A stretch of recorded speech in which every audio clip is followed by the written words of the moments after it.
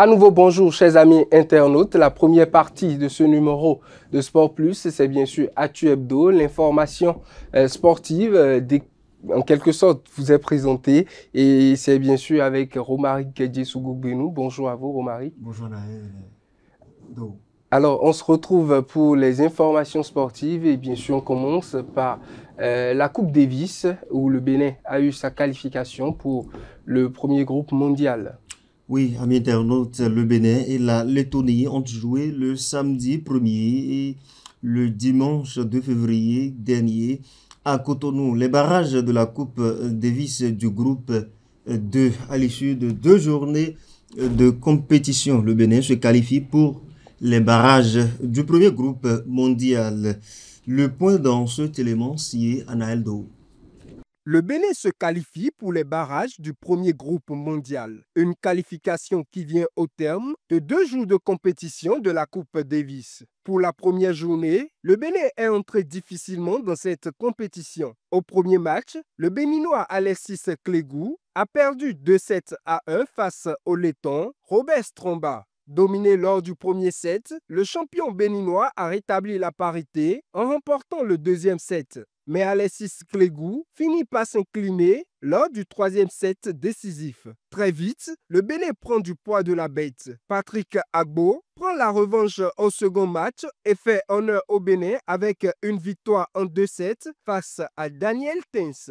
Une première journée de compétition qui s'achève sur une parité entre Béninois et Lettons. Au deuxième jour, le Bénin démarre en dents de scie, mais réussit à s'imposer dans le seul match double prévu dans le cadre du tournoi. Le duo béninois composé d'Alexis Clégou et Prince Gandonou a terrassé les Lettons Robert Stromba et Daniel Tens sur 2 sets. Un avantage précieux pris par l'équipe béninoise. Le second match de la journée a livré l'affiche Patrick Agbo et Robert Stromba. Expéditif, le Letton a réussi à éliminer le jeune joueur béninois en 2 sets faciles, 2 victoires partout. Le Bénin est allé chercher la qualification au bout du suspense face à la Lettonie dans la dernière rencontre. Après les 4 premiers matchs, la décision finale s'est faite sur la dernière rencontre. Cette dernière a opposé Sylvestre Monou à Daniel Tens dans un duel de jeunes joueurs. Facile dominateur lors du premier set,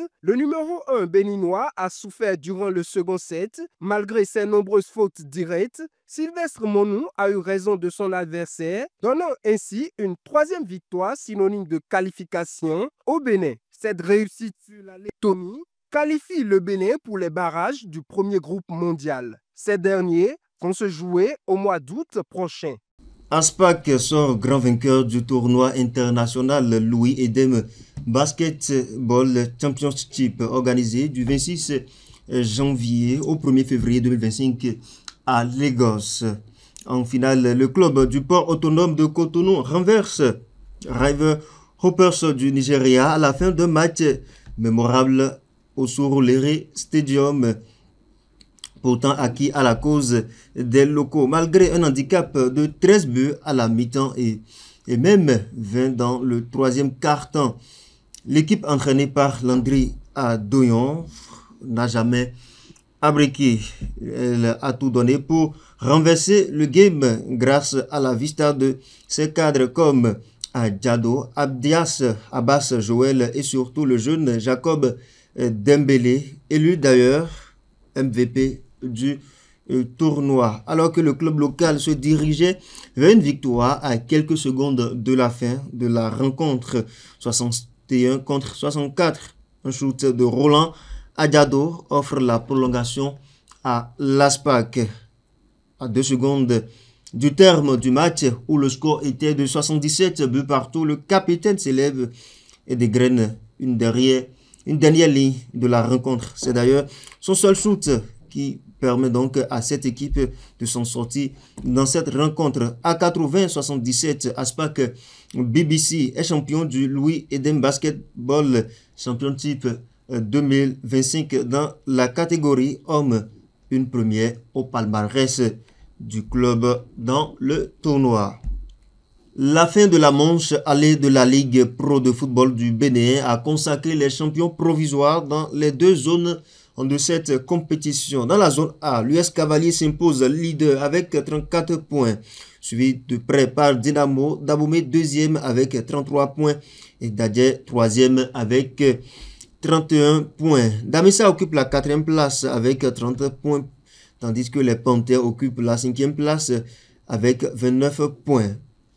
En bas du classement, Real Sport ferme la manche avec 10 points. Voilà. Et dans le groupe B, les Dragons de l'Ouémé dominent avec 32 points plus 12, suivi de l'US Craqué, classé deuxième avec 30 points plus 8. Aïma et AS Sobemap totalisent chacun 29 points plus 9 et occupent conjointement les places de la troisième et de la quatrième. Le jeudi 23 janvier dernier, la Fédération béninoise de football a pris une décision mettant un terme à la situation de licence relative à la jeunesse sportive de Ouida et Glehoui United Sport. Cette décision relègue donc la GSO en troisième division. Cela induit également une légère modification des positions au classement, notamment dans le groupe B, si les Dragons restent leaders avec 29 points, soit 3 unités de moins que le classement provisoire de l'USS Craqué.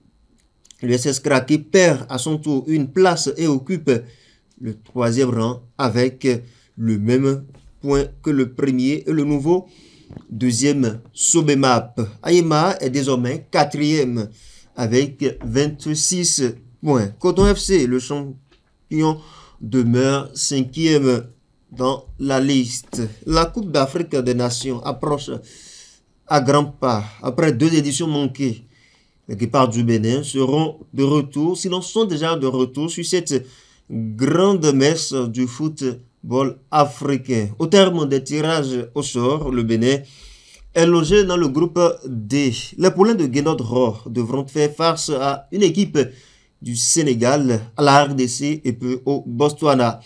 Quelques citoyens s'expriment au micro de nos reporters par rapport à ce groupe dans lequel le Bénin est logé.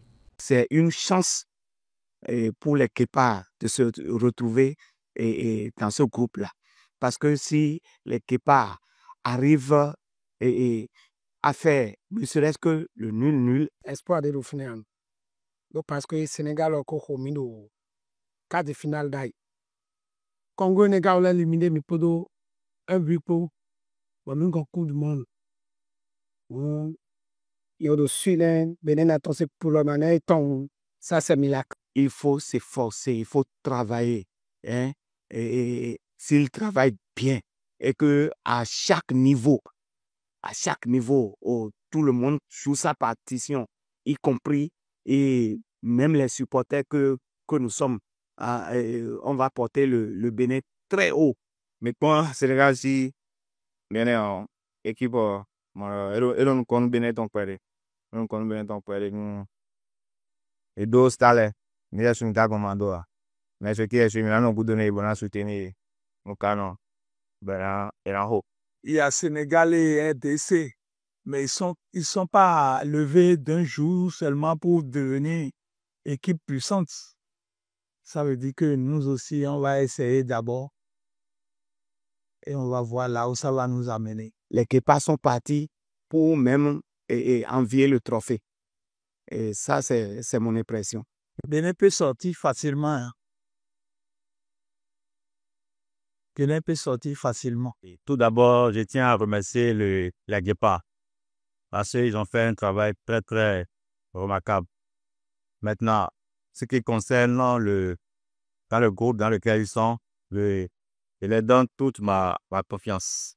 Parce que le Botswana et le Sénégal sont des groupes très battables.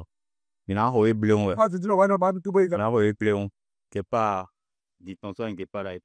C'est que c'est une décision.